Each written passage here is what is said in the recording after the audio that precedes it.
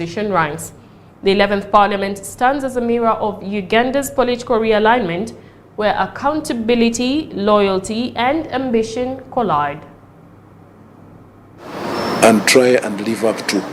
Mathias Mpuuga of the National Unity Platform at the time switched into the commission in January 2024, replacing Honorable Francis Zake after Mpuuga was replaced as leader of the opposition by Joel Senyonyi.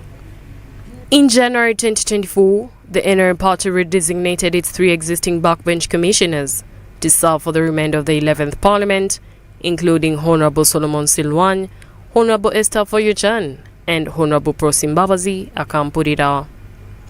The high-level leadership changes also saw Right Honorable Anita Netamong elected Speaker on March 25, 2022, becoming the Commission's chairperson, and Deputy Speaker Right Honorable Thomas Tayeva elected on the same day to fill the Deputy Speaker role. Anita Netamong, swear in the name of the Almighty God that I will at all times well and truly serve the Republic of Uganda in the office of the Speaker. As members of the Parliamentary Commission by virtue of their offices, the following roles also saw transitions, such as the Leader of the Opposition switching from Mathias Mpuuga to Joel Senyonyi in January 2024, and Leader of Government Business Robina Nabanja, who has served since June 2021 through her predecessor in the 10th Parliament, Ruhakana Rugunda. Despite these appointments, all 4 backbench commissioners, including Mpuuga, Silwan, Afoyuchan and Akampurira, faced a censure motion in 2024 regarding a controversial 1.7 billion Uganda shillings service award. However, even with this significant public and political pressure, the 4 backbench commissioners remain in office.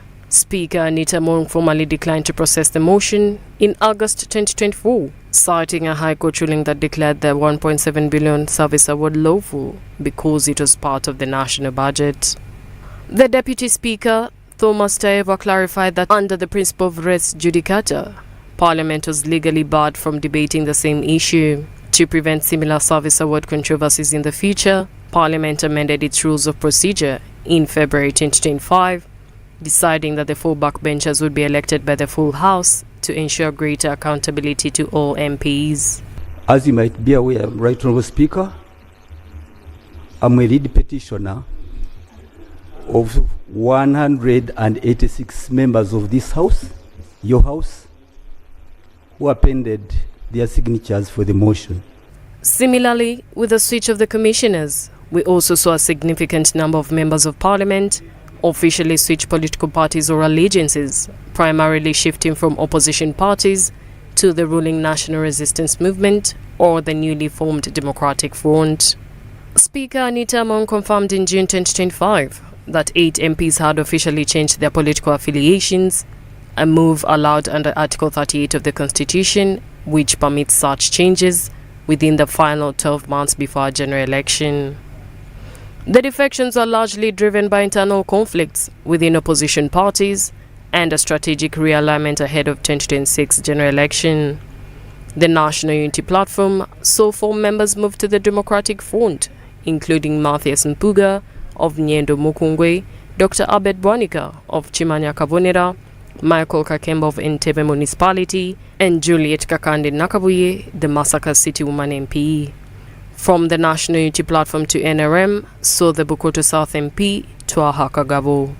Anthony Akol of Kilak North and Emmanuel Oguniatho of Jonam County switched from FDC to NRM, and Ojara Martin Mapenduzi of Baj Laibi Division switched from being an independent member to an NRM member. Some of the defections are caused by the service award fallout, with the NUP being hit hardest, with the departure of high-profile NUP members, especially Mathias Mpuuga, following intense internal rifts over 500 million shilling service award. Regional realignment was also another factor, with several opposition legislators, particularly from the Acholi sub-region, expressing support for the NRM-led government and Speaker Anita Netamong, citing a need for better cooperation and development. Despite the switch of commissioners, some MPs lost their seats due to irregularities in the 2021 general elections, including Eddie Kwizera, who lost the elect Bukimbiri County after it was nullified in June 2022 due to defective ballot papers. Derek Orone, who lost after the Gogonyo County MP seat was declared vacant in June 2022 following a successful election petition. As the 11th Parliament approaches its end, dozens of prominent MPs failed to secure their party's backing in the January 2026 primaries or chose not to seek re-election, effectively ending their service early, including Ibrahim Semuju Nganda for Chira Municipality, Medad Luvega Segona of Busiro East, Muhammad Mwanga Chivumbi of Butambala County, Joyce Vagala, the Mitiana woman MP, and Nathan Nandala Mafavi of Budaderi West, who opted not to return. Uganda's political landscape has been reshaped in ways that will echo into the next parliament. The story of this parliament is not only about those who rose or fell, but about the institutions tested, the loyalties fractured, and the future now waiting to be defined.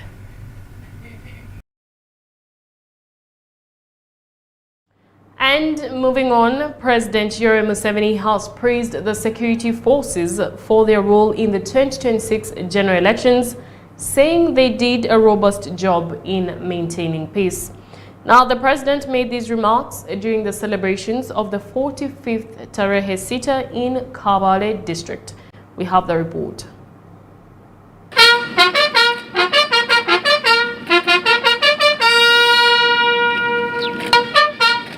The Uganda People's Defence Forces UPDF has today commemorated the 45th Tarehe Sita in Kabale district, Western Uganda. The day is celebrated every 6th of February in remembrance of the day when the National Resistance Army launched an attack on Kabamba Barracks, marking the beginning of the 5-year guerrilla war that brought in the NRM government in 1986. Yoweri Museveni swear that I will be faithful and bear true allegiance to the Republic of Uganda, and that I will preserve, protect, and defend the Constitution. So help me God. The day was graced by President Yoweri Kaguta Museveni as the guest of honor.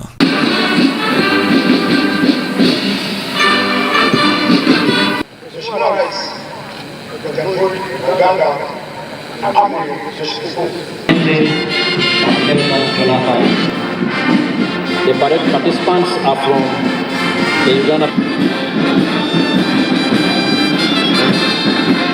In his remarks, President Museveni praised the security forces for their role in the elections, saying they did a robust job in maintaining peace. I want to congratulate Ugandans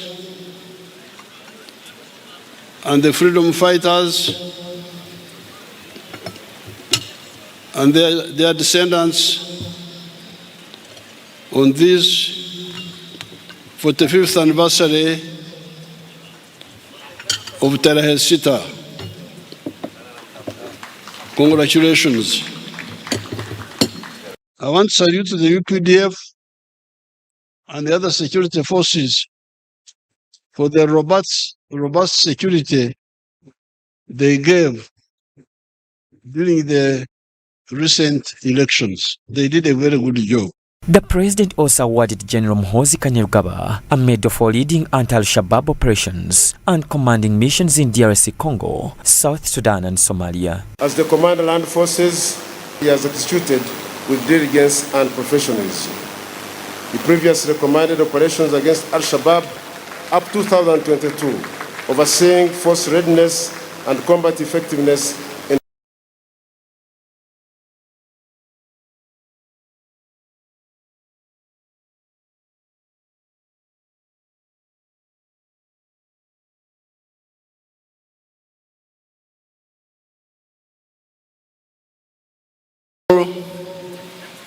He also revealed the plans of constructing a large international airport in Chisoro district to ease transportation and promote tourism.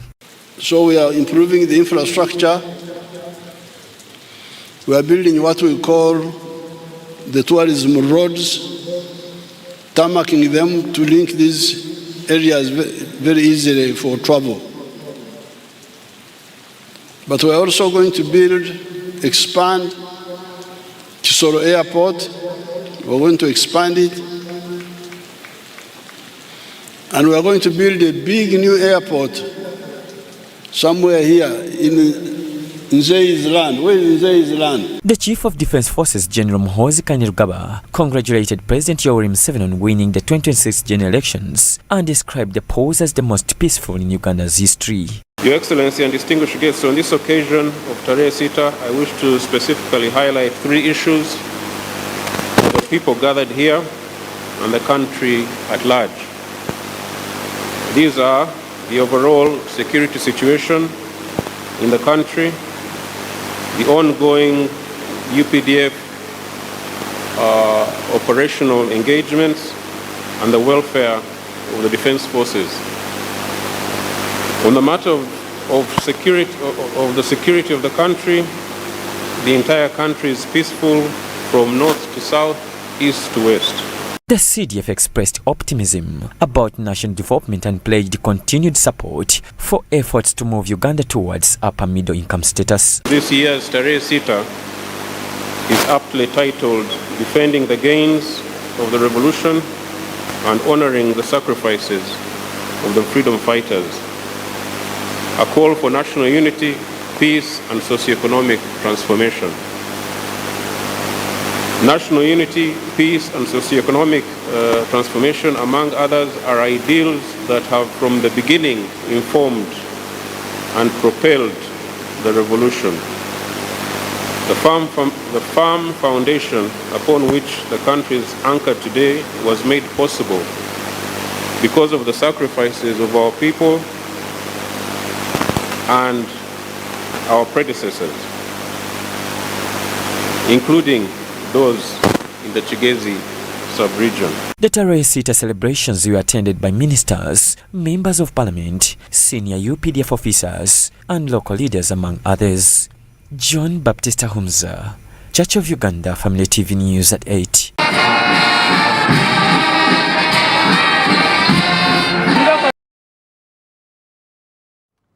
Thank you, John Baptista Humza, for that report. Now, following the release of the primary leaving examination results, which indicate an overall improvement in learner performance compared to last year, controversy is brewing across several schools nationwide. While UNEB statistics paint a positive picture, many head teachers are questioning the credibility of the grades awarded, arguing that they do not accurately reflect the true abilities of their candidates. Now, the growing concerns have now drawn the attention of the Uganda National Teachers Union, which is demanding a case-by-case investigation into what it describes as glaring assessment discrepancies. We'll take a look. Following the release of the primary leaving examination results, which showed an overall improvement in performance compared to last year, a cloud of dissatisfaction is looming over several schools across the country. Despite the positive statistics from UNEB, many head teachers claim the grades received did not reflect the actual ability of their candidates. Today, Uganda National Teachers Union UNATU has weighed in, calling for a case-by-case investigation into these discrepancies. And according to what UNEB analyzed, they indicated that the performance was better than the previous year. However, you have had scores of schools indicating that they didn't get the results as they expected. A case in point was the absence of aggregate 4s in most of the schools, which are well known for producing very many 4s. The Secretary General of UNATU, Filbert Baguma, says that while the general performance is up, the Social Studies Ministry cannot be ignored. Scores of schools nationwide have reported surprisingly low marks in SST, a trend Baguma describes as unique and requiring an immediate audit to discover what went wrong during the assessment. Most learners did not pass with flying colors in social studies. What does this mean? Obviously, you will realize that when an examination is set, and most of the learners fail the examination, it simply means there was something unique with that exam, because not all learners can be weak in a subject nationally, or we cannot say all the teachers who were teaching these candidates taught outside the curriculum. So obviously there must have been something unique to this social studies paper. Baguma further attributed the issue of undergrading to systematic failures, specifically pointing fingers at the policy of automatic promotion, absenteeism of teachers, and low attendance of classes by learners. He urges that moving learners to the next grade regardless of competence, coupled with teacher absenteeism, has diluted the quality of education. We continue to register so many learners in Division U ungraded. This ungraded could be coming as a result of a number of factors. One, we have the automatic promotion. In the rural setup, most learners appear very few days in a given term. Out of around 8 or 9 days, you will find a child who has not even attended half of the days.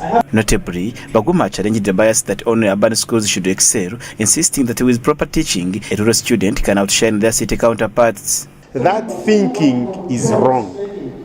Anybody can perform provided they have been taught. So you can get the best candidate from the rural areas where we think the performance cannot be. So the stakeholders need to know that this is really not right for them to keep thinking that the schools within the city and around the city must be the basis for us to judge the performance or the general performance within the teaching learning process. As the new term kicks off this Monday, February 10th, the focus shifts to the classroom.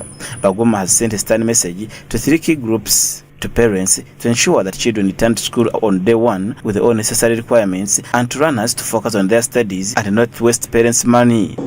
We have been in politics.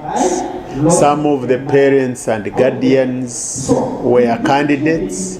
Some were successful, others were not successful.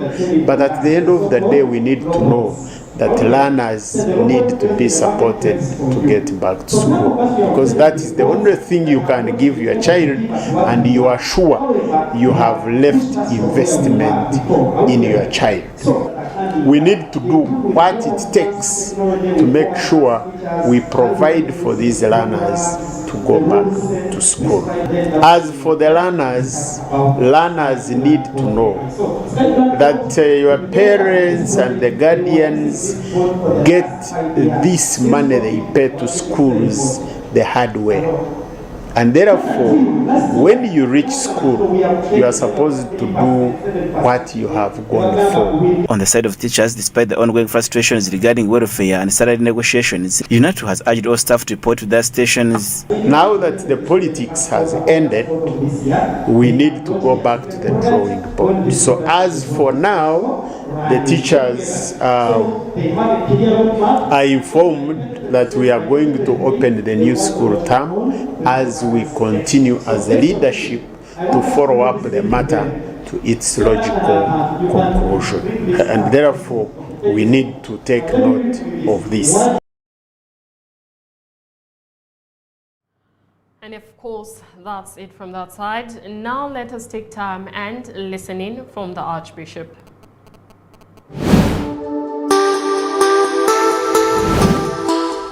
Archbishop's Moment, sponsored by Uganda Christian University, a center of excellence in the heart of Africa.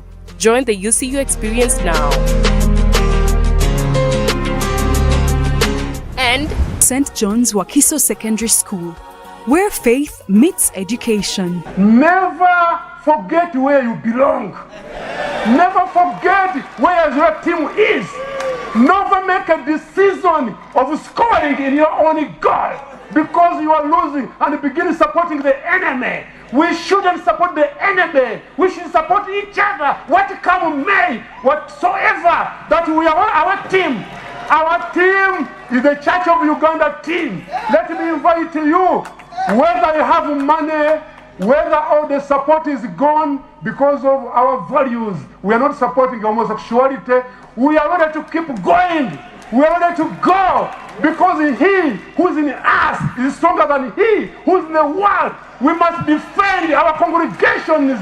We must defend the Church of Uganda. We must preach the gospel. Jesus Christ crucified. Let those people who have the money keep the money and we keep the faith. Hallelujah. Defend your church. Defend the Christians. Don't be attracted and enticed because of some small thing. They are very good for nothing. Let me tell you, we are ready to go forward. We are going to preach the gospel. The Lord is going to bless us. Even the last minute, when people are losing hope, God is going to raise the Church of Uganda. Archbishop's Moment. Sponsored by Uganda Christian University, a center of excellence in the heart of Africa. Join the UCU experience now.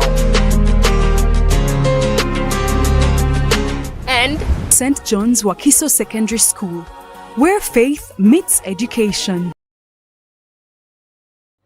And yes, of course, that's a reminder not to conform to the patterns of the world, but by the renewal may your mind be transformed. That's a message that we should all keep in our hearts, and of course, making sure that we live by it and follow it all the days of our lives. Well, we are going for a short commercial break, but do stay tuned. We'll be right back.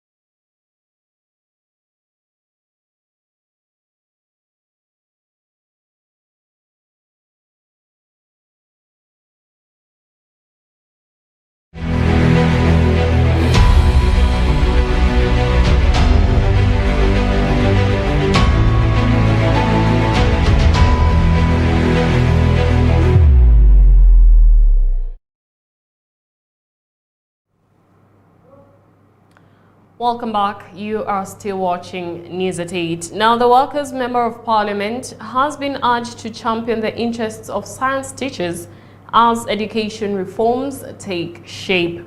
Now, the Uganda Professional Science Teachers Union says gaps in national policy have left many science teachers vulnerable, especially those promoted into administrative roles, who later face salary deductions. We take a look. Speaking to the Uganda Professional Science Teachers Union, the Secretary General Aaron Mugaiga revealed that several head teachers have submitted petitions over salary reductions following their promotions. He noted that the situation stems from policy gaps, particularly at the central government level, while salary administration and the local governments appear to follow different guidelines. This one came, I think, 23rd January 2026. He's a head teacher in Buyende. I will not disclose the school. We have this one. He's also a head teacher, but was a teacher of chemistry and biology. He's a head teacher of a school in Kaperabyong. In fact, Obalanga Seed Secondary School in Kaperabyong. He came here last week. These two gentlemen are head teachers. But before they became head teachers, they were teachers of science. In fact, this one was a teacher of mathematics and physics. You can see the subjects. This one was a teacher of chemistry and biology. Now, these ones were earning 4 million shillings per month. They were promoted to deputy head teachers and then subsequently head teachers. Now, you cannot reduce their salaries. But when you go to these votes, the local government, for them they will tell you they are following policy. That means we need people who can represent us at that level of policy making. The Uganda Professional Science Teachers Union has urged the Ministry of Education and Sports to address the imbalance in school administration, calling for clear policies to guide effective and equitable management in schools. Because we are now seeing administration full of head teachers who are of humanity background. And you find schools, the schools which have head teachers of science background are very few. Now, sometimes it becomes very difficult. I do not want to say that it is a major problem, but it is a challenge that the science education and the science teachers have been faced for quite long. We are saying to have effective teaching of science, which is more practical, we would love to see an administration which is balanced, so that when there is a deputy head teacher who is from the arts background, then let the head teacher be from the science background, so that when these teachers are coming up with whatever they're organizing for effective teaching, the teaching of science, we should have somebody in administration who has the background and the knowledge of what they are talking about. According to Aaron, if reforms are introduced by the technical team from the Ministry of Education, the Workers' MP should adopt them and engage various stakeholders in the process. We would expect them to come down from the level of Parliament, the Workers' MPs, to come down in these departments of education, even consult us whom they are representing, so that we give them these views and ideas, and then they can be able to take them to Parliament and then formulate policies that can come and create significant reforms in education system, as we have seen several reforms coming up from time to time. Yeah, but of course our recommendation is that these reforms, if they are to come, then they should focus on the needs, on the user needs at the grassroots. The union now wants the Workers' MP in the 12th Parliament to take the concerns of science teachers to the national level, ensuring that proposed education reforms are widely consulted on and translated into clear policies that protect the teachers' welfare, promote balanced school administration, and support effective learning across the country.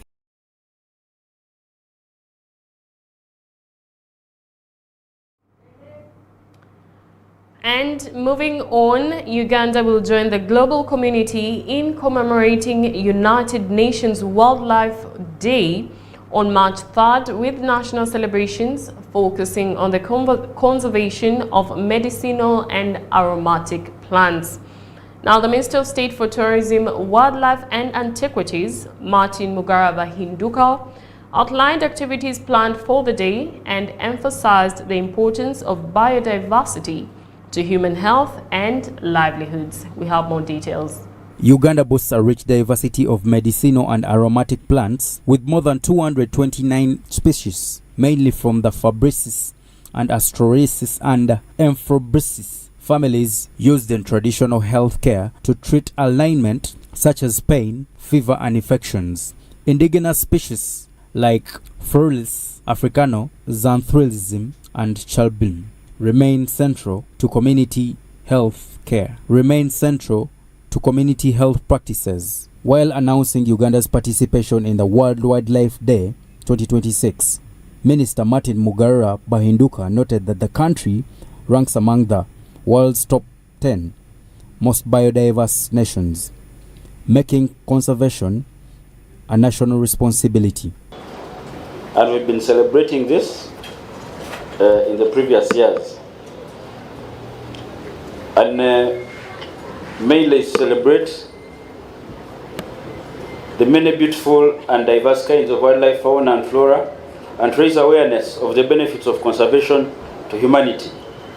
Therefore, in view of the foregoing, Uganda being an active member of the United Nations and biodiversity-rich countries, will join the rest of the world on 3rd March 2026 to celebrate the World Wildlife Day.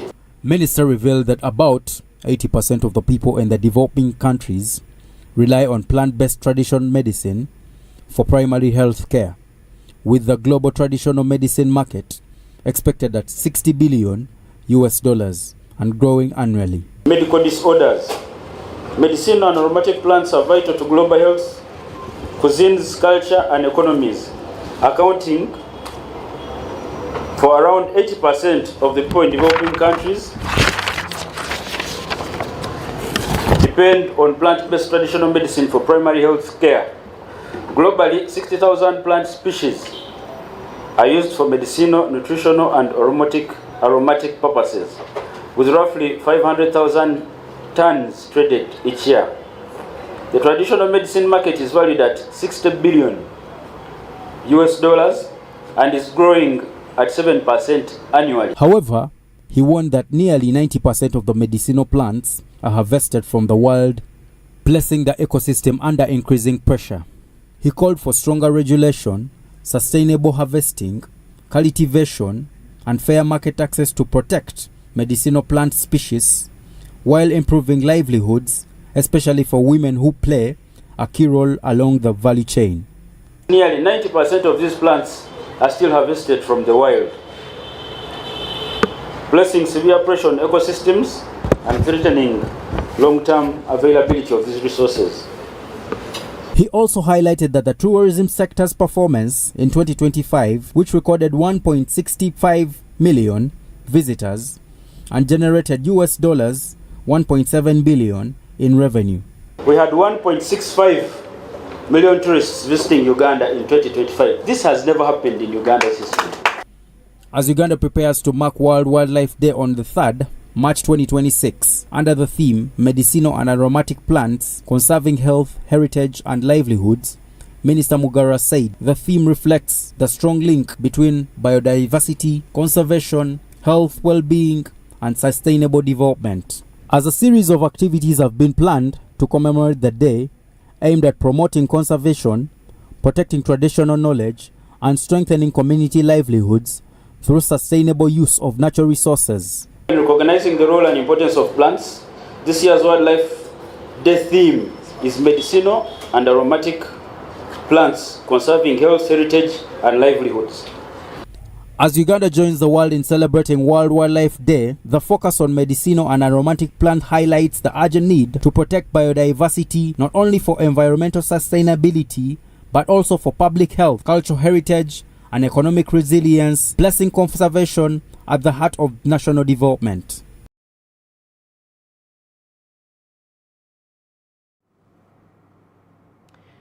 And moving on, elected leaders in Kampala city are accusing the Kampala Minister Minsa Kabanda of applying double standards over her directive to evict roadside vendors, border riders and taxi operators.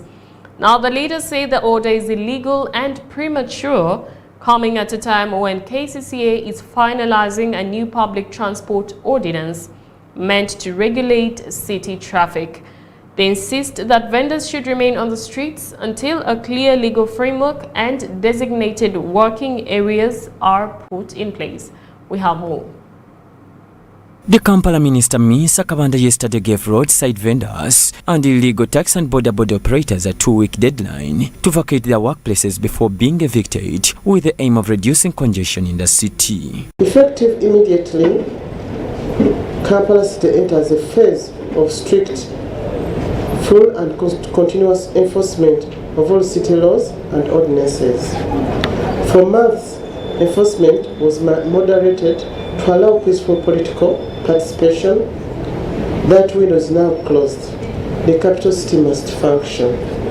Illegal border stages in the central business district are abolished with immediate effect. Riding on pedestrian walkways, obstructing traffic and operating without registration will result in instant impounding and arrest. The city's elected leaders, led by Lord Mayor-elect Ronald Nsubu Gabalimwezo, have today challenged the minister's order. They said the minister's order was illegal and that the Kampala Public Transport Ordinance is being drafted by KCC that will regulate traffic throughout the city. The Kampala Capital City Authority ebadde mu nteekateeka y'okukola etteeka erirungamya entambula y'ebidduka mu kibuga gye bayita Kampala Public Transport Ordinance eya 2024 era ng'eyo egenda kulungamya entambula ya bodaboda, entambula ya taxi ne loole. We yandibadde aba alina kyayagala okukola, yandibadde ayita mitendera emituufu ng'ayita mu kwebuuza ku bakulembeze abatwala ekibuga, kubanga tukimanyi bulungi nnyo nti ekibuga kino kiddukanyizibwa abakulemberwa Lord Mayor. Balimwezo also wants the money that government donates to individual traders for self-development be used to prepare for workplaces for these vendors. He says that when vendors are evicted from Kampala roads just after receiving money for personal development from the president, as was the case in the just concluded elections, it defeats the real objective of extending such financial help.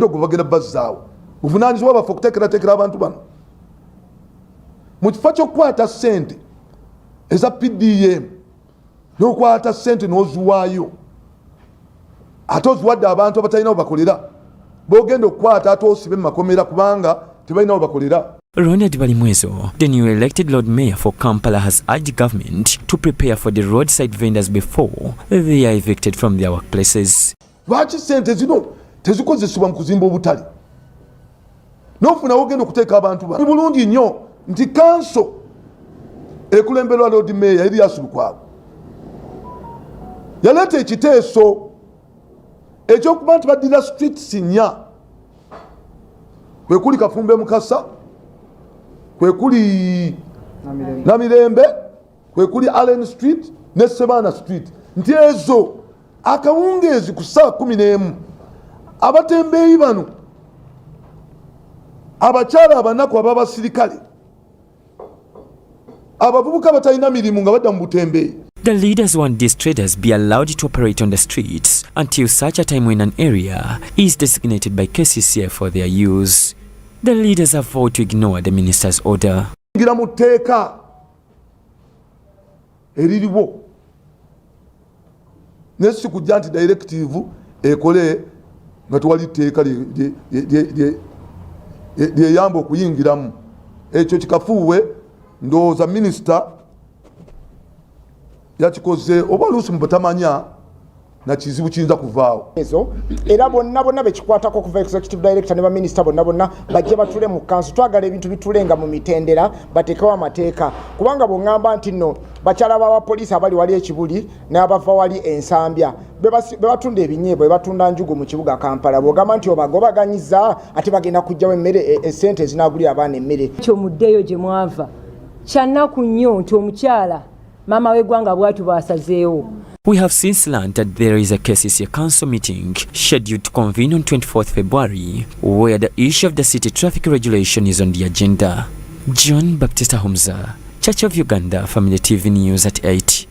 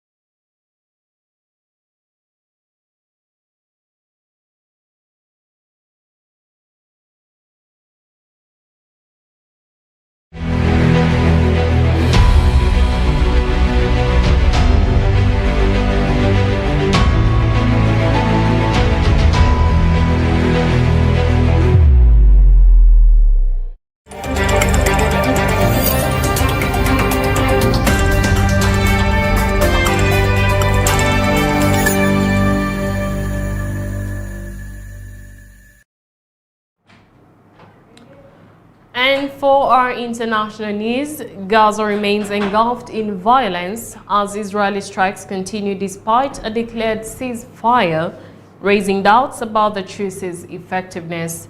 Ongoing deaths and bombardments highlight the fragile nature of ceasefire agreements and the lack of sustainable political solution, leaving civilians trapped in an unrelenting cycle of conflict. We take a look. The war in Gaza may have paused, the death toll may have fallen, but peace has not arrived. 4 months into a ceasefire, Palestinians are still being killed by intense Israeli airstrikes and gunfire. Gaza today is stuck in limbo.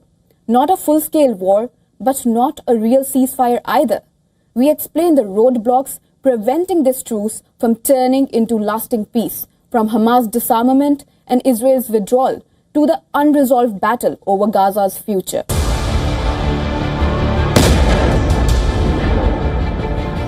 The ceasefire between Israel and Hamas has brought down the daily deaths in Gaza, but the violence has not completely ended. The Strip today is in limbo, neither a full war nor a true ceasefire. In nearly 4 months of this truce, more than 520 Palestinians have been killed in Israeli airstrikes or gunfire.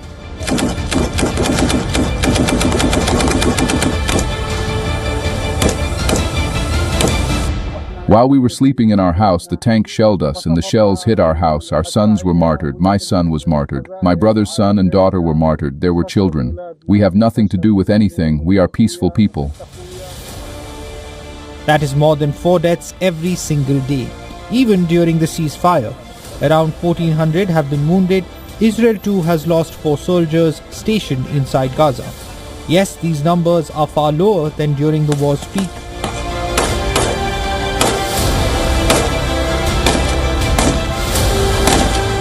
During 2 years of full conflict, the daily average death toll exceeded 92 a day. But the United Nations warns the humanitarian crisis is far from over.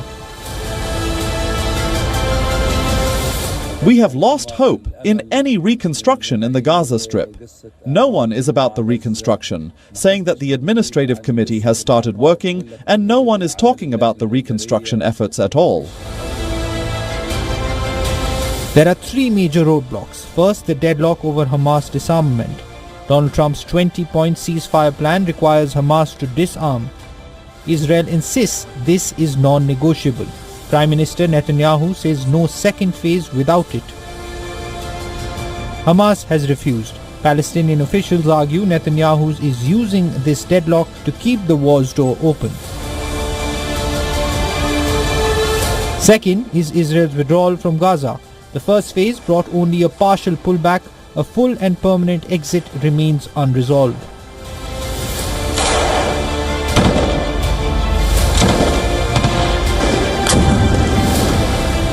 Palestine's UN envoy Riyad Mansour says the ceasefire cannot hold unless Israel fully withdraws and stops dictating Gaza's future.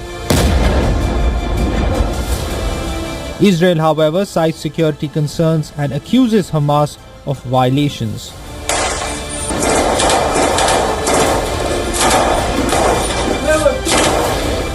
Third is the International Stabilization Force. Trump's plan envisions a multinational force deployed to secure Gaza, protect civilians, and supervise demilitarization. A board of peace chaired by Trump would oversee implementation and reconstruction. But the force remains unclear. Which countries will send troops? Who will command them? Who will be trusted on the ground? Until that is answered, the security vacuum continues. And meanwhile, the humanitarian emergency deepens. Israel temporarily halted the transfer of sick and wounded patients through the Rafah crossing just days after it reopened. Well, that's it from Israel and Gaza, and of course we do continue to keep them in our prayers. However, right now, let us take a look at our news headlines. Headlines brought to you by Centenary Publishing House, the leading publishers of prayer and hymn books since 1977. In our Friday edition, UPDF commemorates 45th Tarehe Sita in Kabale. Museveni praises UPDF's role in the 2026 elections. Titled Defending the Gains of the Revolution and Honoring the Sacrifices of the Freedom Fighters. A call for national unity, peace and socio-economic transformation. National unity, peace and socio-economic transformation, among others, are ideals that have from the beginning informed and propelled the revolution. And Kampala elected leaders reject minister's directive to evict roadside vendors, call for new transport ordinance. Any person who turns to illegal trading after eviction will be arrested and prosecuted. Any goods found trading illegally will be confiscated as provided by law. And from overseas, Israel-Gaza war. Gaza bleeds under Israeli fire as ceasefire fails to bring lasting peace. Brought to you by Centenary Publishing House, the leading publishers of prayer and hymn books since 1977.